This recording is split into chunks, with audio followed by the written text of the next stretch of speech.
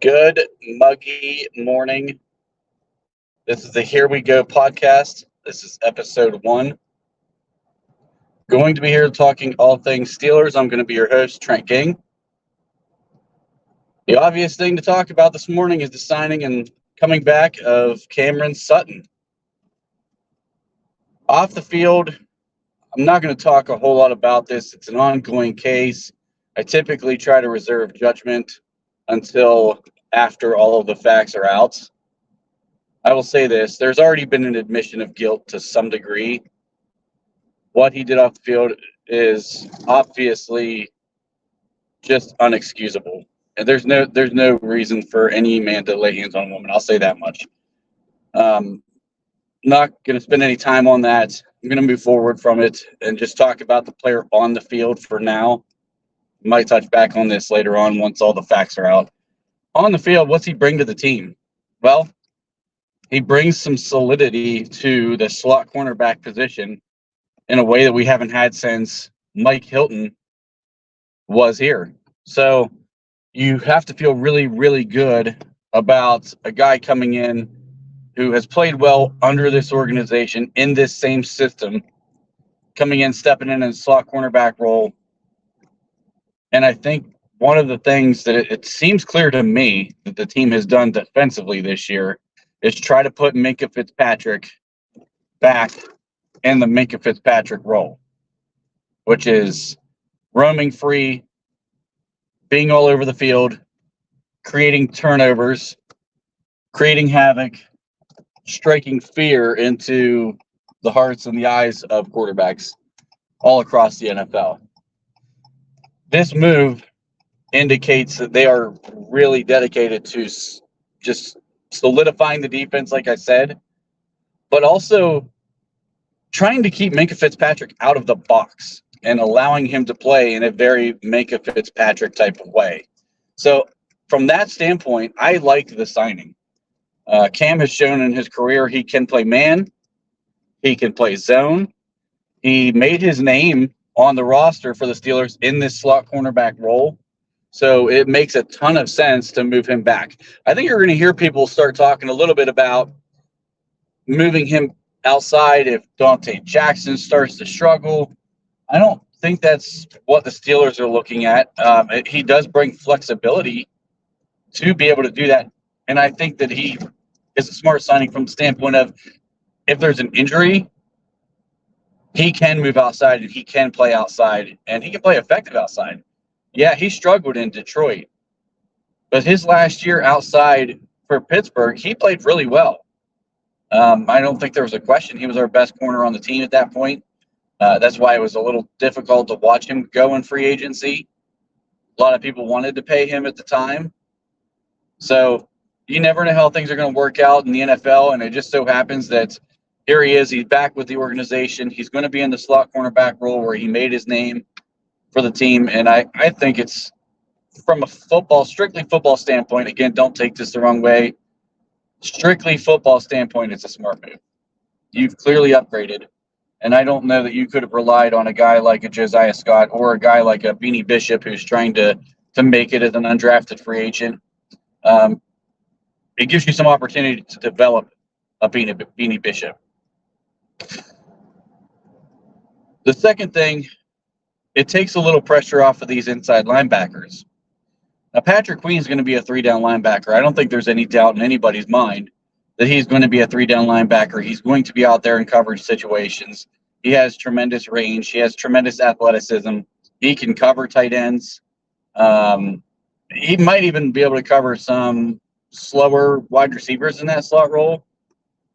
So he's going to help, again, with the Minkah Fitzpatrick, trying to keep Minkah out of the box, keep him deep, let him roam the field, let him play all over the place, make quarterbacks find him pre-snap, and know where he's going to be after the snap. The second thing, it seems, and we'll see how this plays out as this goes on, but Peyton Wilson's going to be a guy who also I think they're trying to put into that second coverage linebacker role. He's a freak athlete with tremendous speed. He has nice size at 233 pounds. So having the speed that he has, he's not undersized. And he's going to be the guy that they want to play in the coverage roles as well. This kind of shores up that middle part of the field, having Cameron Sutton, Patrick Queen, and now also Peyton Wilson in the fold. If Peyton shows he can play that through, I know we're in football and shorts weather right now, but as the season goes on, they put pads on. He can show he can do it in practice, in minicamp, and the camp in Latrobe, into the preseason. Then you feel really good about throwing a rookie out there in coverage situations because you're going to just let him be an athlete. You're probably going to send him on some blitz packages because he blitzed very well at NC State. The thing that we don't know with him is how he's going to be able to cover man-to-man. He didn't do a lot of man-to-man coverage at NC State. The limited reps that he did get, he played well. But again, there's a big jump from going from a college atmosphere to the NFL. I like where the direction of the team is going defensively. There's still going to be a big hole with Larry Ogunjobi probably starting. I'm not a Larry Ogunjobi fan. He's not played up to the level of that contract. But outside of him, if you look on this defense, you have help over top now because of the moves that we've made where Minkah Fitzpatrick can play deep and help for the mistakes that Dante Jackson will ultimately make throughout the season. He's known to bite on some, play fakes or double moves and give up big plays. We're going to keep Minkah Fitzpatrick back to try to prevent those things from happening. So the deficiency that you have a corner, which you're never going to have, unless you have two number one corners, you're never going to have two perfect corners out there. You always know there's going to be something that one of those guys just does not do well. What I like about Jackson is he is a solid tackler. That was an issue that Joey Porter Jr. had last year. So you bring in a guy who's a much more sure tackler on the outside. You hope, you don't expect, but you hope Joey Porter Jr. to develop in that area to be less of a liability in the run game. But they complement each other pretty well. Jackson can run. He's faster than Joey Porter Jr. So if you have a speedster that Joey struggled against, you can flip him and have Jackson shadow the speedster while Joey maybe is shadowing the other receiver opposite. There's a lot that you're going to be able to do with this defense now. And I think the under appreciated or maybe the undervalued pickup in this offseason was Deshaun Elliott. He is a better version of Terrell Edmunds. He's going to be the guy that I think they're going to use in this three safety look that plays in that Terrell Edmunds role. He's a guy that if Peyton Wilson does not develop into a good coverage linebacker in his rookie season, you can move down into the box to fill that void. You still have DeMonte KZ, who can come back and play the second, deep safety look on those three safety packages. So there's going to be a lot they're going to be able to do with this defense. Elandon Roberts is another guy who really, really stepped up in coverage last year, far exceeded our expectations. If he's thrust into that role again, you feel really good about where he's at and what he's able to do in that position again. Of course, you want to save his body a little bit and try not to make him a three-down linebacker like what we've done last year. That was obviously due to necessity with all of the injuries that they sustained. So I think you like the move of Sutton and what it does for the defense as a whole. And strictly from a football standpoint, he knows the defense. He's played in the system. He's going to pick this up very quickly, and he solidifies a major, major hole. So I personally like the signing strictly from a football standpoint. Now the question becomes, can the offense keep up with the defense? So we have a huge hole at wide receiver right now. There's no wide receiver 2. You have some guys battling it out to try to show they can be that wide receiver 2. Guys like Van Jefferson, guys like Calvin Austin III. They're probably the 2 most likely candidates right now. Quez Watkins is more of a one-dimensional deep threat type guy. I don't think he's in the running. I've heard people throw out Des Fitzpatrick. He's more of a guy, I think he makes it because of special teams play. He can maybe be a serviceable fourth or fifth receiver, but I don't think you look at him in the number 2 conversation. He's just not shown so far that he's capable of that. So it seems to be right now, barring a big move by Omar Khan, you're down to Van Jefferson and you're down to Calvin Austin III. To be perfectly honest with you, I don't know how much the wide receiver 2 title matters as things stand right now. Of course, you want to upgrade that position, so don't take it the wrong way. But if you're looking strictly at who's going to get the target share, it's going to go George Pickens, Pat Freiermuth. That wide receiver 2 position with the guys that we have on the roster right now, they're not going to be in the pecking order for second and targets. It's going to be Pat Freiermuth. And everything that we're hearing about coming out of the OTA so far is that Pat he's going to be used like a move tight end. He's been working with a speed and agility coach. So how much impact has that had on him in his route running? And can he start to separate better than he does? He's a guy who's good at finding holes in the zone, which is typically what successful tight ends do, who aren't the athletes of Travis Kelce or Gronk or guys like that. You know, the Antonio Gates, he was really kind of the first move tight end.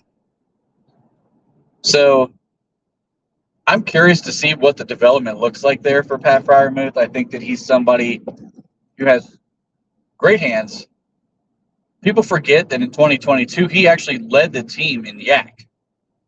His yards after catch were the best on the team in 2022. Can he get back to that?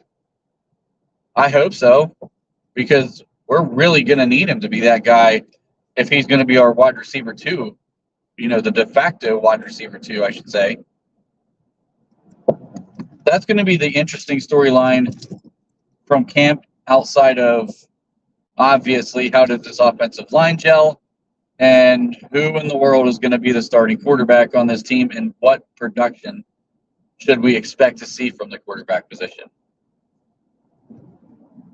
Going back a little bit to Van Jefferson, he's a guy who had a really good season under the Rams. I think it was his second season. Had something like 900 yards receiving, had 6 or 7 touchdowns. He was still their wide receiver 3 there, which I think a lot of people forget about when they've talked about Van Jefferson. He was not their number 2 out there. He was still wide receiver 3. He just got tremendous production because Matthew Stafford had a really great year. He threw for a lot of yards. And when that happens, your wide receiver 3 is going to get more action. And that's where Van Jefferson was. Calvin Austin III, his biggest knocks coming out were he has tremendous speed. He's very shifty, but he does not separate on his routes well, which is a little bit of an anomaly. You would think a guy with tremendous speed and very, very good quickness should be an elite separator. He was not. And that tells you that his route running just needed work. If he perfects that route running and he learns to use that speed to his advantage and change speeds throughout his routes, it's going to put a lot of pressure on a defender to stay with a guy with his type of top-end speed. There's reports out of camp that he's improved that, and he's much, much better this year and much more comfortable this year than where he was at this time last year, which really was his first full season, right? The other knock on him that I don't know that we're going to get resolved until we start seeing this happening in pads is that he could not catch the ball away from his frame. He does not have great arm length despite his size. So he doesn't have tremendous arm length. He doesn't have, I guess, the body control maybe to square his body up to a ball and catch the ball away from his frame is something he struggled with in college. It's something that I saw him struggle with a good bit last year. If the route running stuff is really improving the way that it's being talked about. That's the next thing that really worries me. And then I don't know if you expect a guy to go from struggling in that area to making such a giant leap that he's now your wide receiver too. I mean, that's a lot to ask from essentially a second-year guy. So I really hope it works out for Calvin. I like him. I like him as a player. I like him as a teammate in that organization. The way he talks about the organization and his role in it, you just like his attitude. So I root for an undersized guy like that, and I hope he does well. Van Jefferson, he's just kind of bounced around ever since that second year, and I don't know that he's a true contender for the wide receiver too. We do have quite a predicament there in that spot. So I would expect the target share, if everything stays as is, to be obvious. George Pickens being your number one, Pat Freiermuth being your number two, and they're probably going to look at the tight ends, or I'm sorry, not the tight ends, but at the running backs, specifically Jaylen Warren, as probably being the third on target share. He can make plays in space. You're going to want to give him the opportunities to do that. Arthur Smith is showing that he's trying to be creative in his play designs in practice right now. So I think Jaylen Warren might be the third in target share on this team as of right now. And then your next guy is going to obviously be your rookie, Roman Wilson, because you drafted him to play the slot. They're going to move him around in motions and try to create matchups to get him open. And he's a guy who's shown in his college career he's very capable of that, but you also don't want to put too much weight on a guy like that, which is why I don't think he's in the running for the wide receiver too yet. I think he can develop into that guy. He has very similar traits to Deontay Johnson, a very similar build to Deontay Johnson. So there's no reason to think that he can't develop into that, but you shouldn't expect it from a rookie. He's too undersized to jump in there as a rookie and say, all right, we expect you to beat man press coverage and be our outside guy day one when you've not had to do it in college a lot. So why would we expect you to do it in the NFL? It's too tall a task. Ultimately, I think Omar is going to continue to work the phones and try to bring somebody in. I don't think this is going to be the wide receiver group starting the year out, week one of the regular season. I don't know if Brandon Ayuk's the right guy to bring in. Do you want to give away a second-round pick and pay $30 million to a wide receiver? If you do, that pretty much signals the end for George Pickens, because you're not paying two of them. And George will not be here after next season, because I just can't see this organization dumping that kind of money when we do not have a quarterback on payroll already. So I don't personally think Brandon Ayuk, he's a great receiver. I would love to have him. Of course, you'll love to have the best players available. But I think the asking price is too high for him, for where this team is at right now. If we were a piece away from winning the Super Bowl, I would say, yep, let's go ahead and do it. Let's go get him. But we are not a piece away from winning the Super Bowl. We have a quarterback who was average at best last year. He basically was a game manager who protected the football. He wasn't expected to be a game manager. In Russell Wilson last year, he was 3,500 yards, roughly 3,300 yards, 3,500 yards. His touchdown interception ratio is fantastic. He protected the ball. He finished drives. He didn't have anything to do with the success of that team getting downfield and getting in a position to score those drives. It was a lot on the running game. He's in a position where he's late in his career.